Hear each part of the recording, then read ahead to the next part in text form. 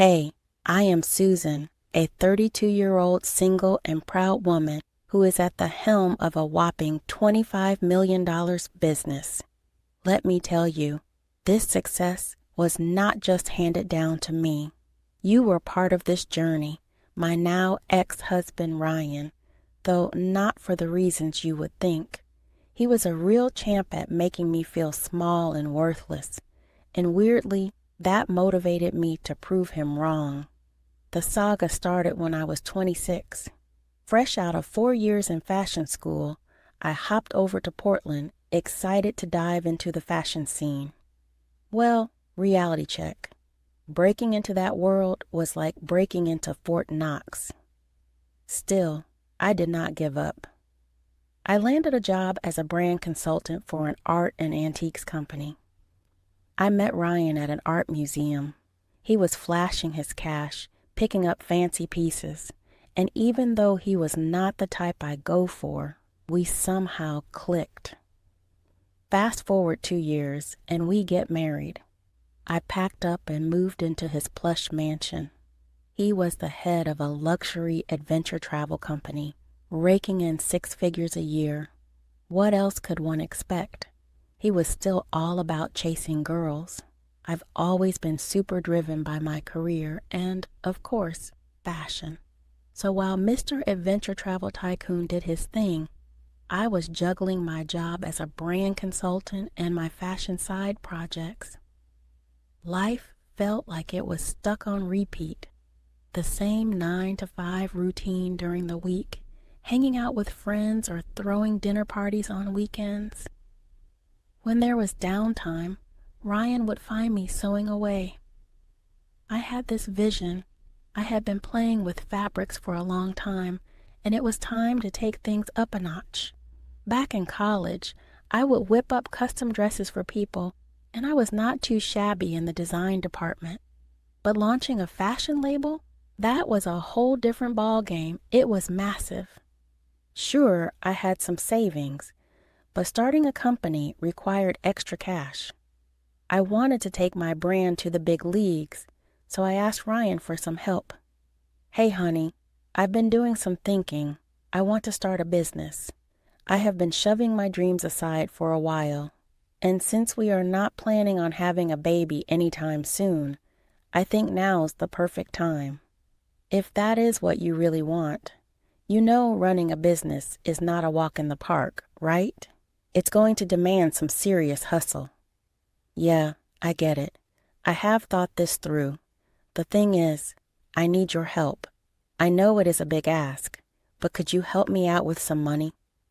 Are you kidding me?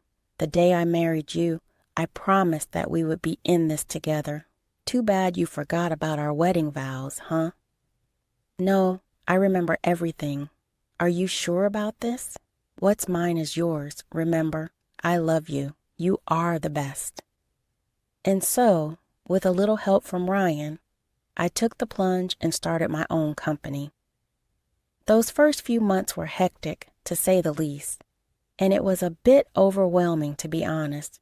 The workload caught me off guard, but I was powering through. I was grinding day and night, even on weekends. Months rolled on, and I'll admit things between Ryan and me, well, they were falling apart. Our jobs were swallowing us whole, leaving barely any room for each other. We barely talked, and if we managed to have dinner together, it was a rare feat. I brushed it off, thinking once the company found its rhythm, I could balance things better. But as life often goes, things didn't pan out like that. The company wasn't doing great. We poured so much money into it, top-tier materials, the best designers. But the buyers just weren't showing up. I couldn't put my finger on what went wrong. Maybe the marketing wasn't clicking. My confidence plummeted. I felt like I'd made a colossal mistake. I figured I needed a breather. That's when Ryan tossed out the idea of throwing a dinner party and reconnecting with our friends. It had been a while. My social circle had basically become the company crew, so I was like, why not? We decided to invite 2 couples who were pretty close to us for dinner. Daniel and his wife Margaret, and Logan and his wife Ariella. Considering none of us had the time or energy to cook, we went the practical route and ordered from a steakhouse. I managed to whip up some brownies for dessert, though. As our guests arrived, the conversation started flowing, and I could feel myself easing up. It was like a mini vacation from all the stress, just catching up with good friends. Hey, before we begin, I just want to say thanks for hosting us, Susan. You're the reason we're getting this dinner treat to celebrate your success. Oh, thanks, guys. I'm lucky to have friends like you. You've come a long way, Susan. Cheers to your amazing business journey. Absolutely. Hey, Ryan, how about that bottle of Dom Perignon we got? Let's pop it open to mark the occasion. Of course. Let's make it fancy. You guys know how to turn any gathering into a celebration. That's how we roll. Here we go. The good stuff. To friendship, success, and the little moments that make life special. Cheers. All right, let's dig in. Everyone help yourselves. Susan, you've really created something amazing with your creativity. I saw some pieces lying around the back. Thanks, Logan. It's been a wild ride. Seriously, you're like a business guru now. I wouldn't go that far, but you've got that drive, Susan. It's going to pay off soon. I'm just trying my best, you know. Guys, Susan's whole business venture sounds brave and all, but in reality, running a company takes more than just passion. We have invested so much money in this business. But let's be honest, it's a money-losing machine. Dude, that's harsh. Just being real here. Gave me a nice stack of cash, and I could have done wonders, Ryan. Seriously? Hey, Susan, you know not everyone's cut out for the business grind. Honestly, I was a fool to think you could handle this alone. Maybe you should have just stuck to making those dresses that look like grandma gowns, huh? All right, enough business chat, guys. Remember that epic road trip we took a while back? When did the GPS think it would be cool to give us a scenic detour through Nowhereville? Oh man, that was something. I was half expecting dinosaurs to show up and turn it into an adventure flick. And just like that, the whole vibe of the conversation got awkward real quick. I was sitting there thinking, did Ryan seriously just say all that? It was like I didn't even recognize the guy anymore. Did he really mean what he said? Something had been off between us for a long time, but I didn't realize it had gotten to this. The tension between me and Ryan was practically its own entity throughout the whole meal. I figured I'd need to have a chat with him once the others went home. So after the party wrapped up and everyone made their exit, I helped into a quick shower and then I headed to bed. Hey, can we talk about what went down at dinner tonight? Susan, seriously, I'm wiped out. Is that really how you feel? You think my company is just a joke? Babe, I had a bit too much to drink earlier. Logan egged me on to chug 3 beers while you were hanging with the ladies. Ryan, this is serious. Who are we? We barely talk or connect anymore. I need some honesty here. You want honesty? Fine. Your company's tanking big time.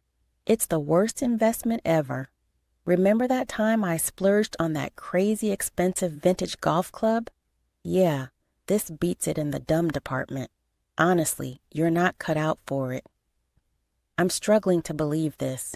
You were so supportive when I shared my business idea. Honey, as your husband, I could not exactly shoot down your dreams. Wait, so you're saying you faked it? Sometimes, yeah. You know how you can get a bit dramatic. And then honestly, if I'd been completely honest at that moment, I thought you might hold it against me forever. You never told me that. Just putting it out there. Think about it. You did end up getting what you wanted, didn't you? Take when we crossed paths at the museum. You were all in work mode setting up the show, but instead of sticking to the tasks, you managed to bag a dude like me who's pulling in 6 figures. So you genuinely think I married you just for the money? Let's be real for a second.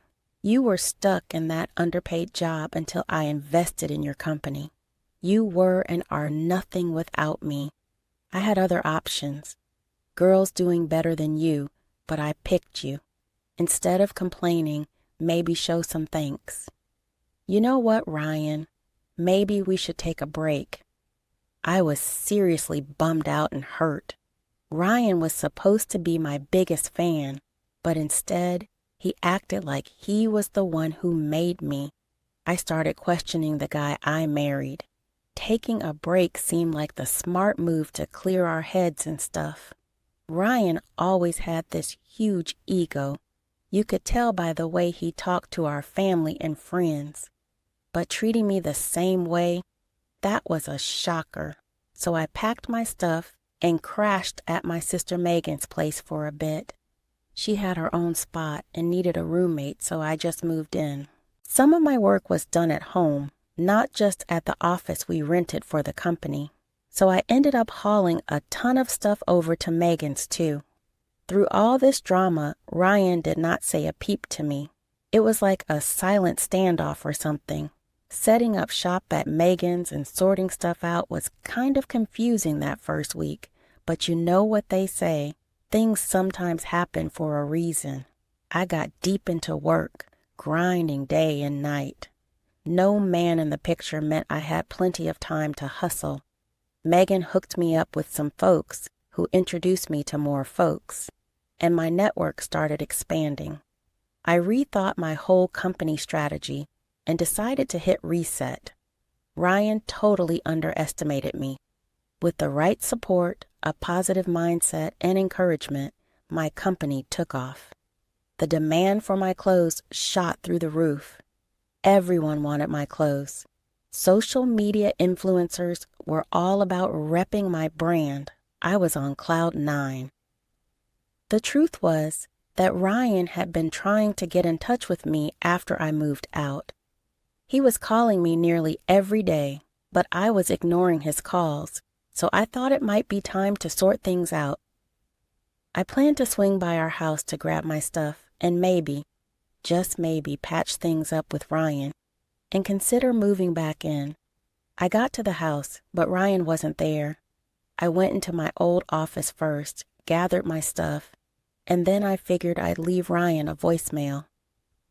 Hey, I swung by and used my spare key to grab a few things, but you know there's more to it. I wanted to see you too. I might have gone a bit overboard, and I was in the middle of leaving that voicemail, so I hit pause real quick. Walking into our bedroom, my jaw practically hit the floor. There were chick clothes all over the bed, a silk black robe, a couple of dresses, even makeup scattered on the dresser, and it hit me like a truck. Ryan had been seeing someone else on the sly. He was getting involved with someone while still married to me. And to top it off, he brought her into our sacred bedroom. I snooped around a bit, hoping maybe there was a legit explanation, but deep down, I knew better. The truth was staring me in the face. I dug through the closet, and guess what? It was a straight-up collection of some other girl's stuff. Bags, bling, shoes, you name it. I took the long route home, needing time to process everything. When I finally got back, I broke down in front of Megan. Hey, why the tears? Did things not go well with Ryan? My life with Ryan is done, Meg. No, what happened? Did he say something? It's cool. We can talk to him and sort things out. Chi-duh. It's not about what he said, Meg. It's about what I saw. I walked into our bedroom expecting just to grab my stuff. And what do I see? Another woman's clothes are everywhere. Wait a second. Are you saying he's been messing around with someone else, like cheating? Yep, you got it. And not just anyone else, Meg. He brought her into our bedroom, our freaking personal sanctuary. Can you believe that? Oh, Sue, I'm speechless. That's like a whole new level of mess. I'm so damn sorry you're going through this. Honestly, Meg, I'm not sure if I'll ever be okay again.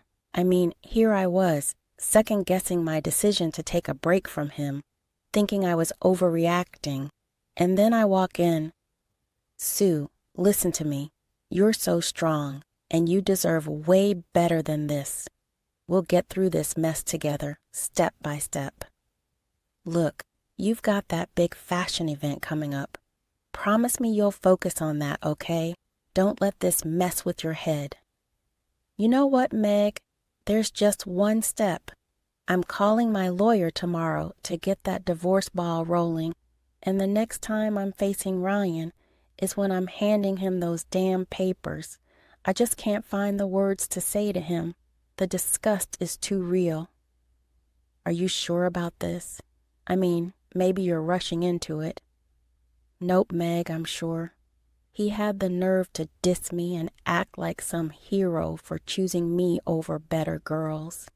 But cheating and fooling around with someone else? Sorry, but that's a deal breaker for me. Whatever you decide to do, I've got your back. Your call, your life. I'm in your corner all the way. I stuck to my word and called my lawyer, so the whole divorce thing was in motion. In the meantime, I had this massive marketing event for my company. Big shots and major names were going to be there. So I had to keep my head in the game, and trust me, my company was in full bloom, not trying to boast, but let's just say I made some pretty lavish purchases for myself. Anyway, I made sure to invite all my friends to the event, and the big day came. Famous faces, social media stars, and just regular peeps like my friends were all in the mix.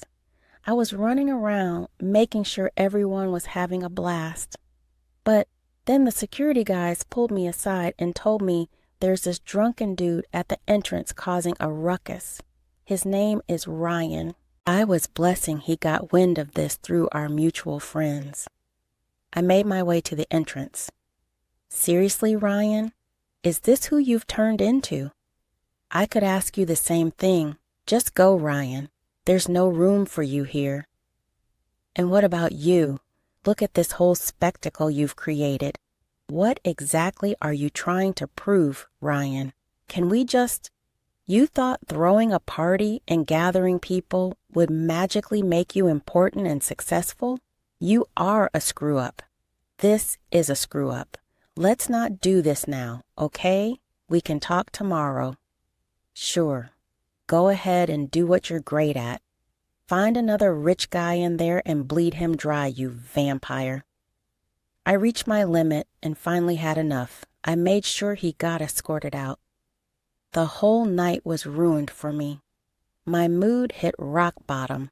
I decided to keep the incident to myself. I didn't want to spoil anyone else's time anymore. I'd grown so much stronger by then. I knew what I had to do. The very next day, I sent him a hefty check. Why? Just to prove a point and deflate that mercy of ego of his.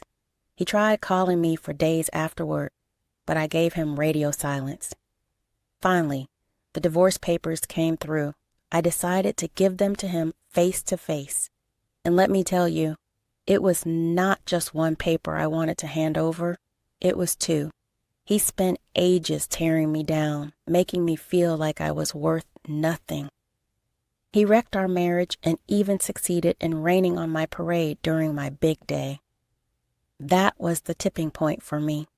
No more humility, no more pitying him. Sometimes you've got to show your true self and stand up to these self-absorbed types. I headed over to our place, knocked on the door, and Ryan answered. We stepped inside. Honey, I'm sorry for everything. You know it started as a joke and got out of hand. Yeah, we had our differences, but enough, Ryan. You think you're innocent in all of this? I know the truth, Ryan. What do you mean? You've been cheating on me while I was away, and I don't even know. Did this happen before I moved out too? Is this why you kept saying you weren't ready for a baby? Who told you that? Who snitched on me? Wow, I can't believe this. What's wrong? You know what? I don't even want to know. Our marriage has been a complete train wreck. You weren't here and things got messed up. But what we have is real, Ryan. Real? Ryan, you don't respect me. You don't love me. You just care about yourself. Is that what you think marriage is? I didn't even cash the check you sent me. I want us to be together. Let's move past this. You know what? You should cash it in. It's just money, and honestly, it means nothing to me. But you made such a fuss about it all these years. Come on, Susan. Just let it go. What's your deal? I'll tell you what my deal is. I have 2 things for you. Check this out. What's this?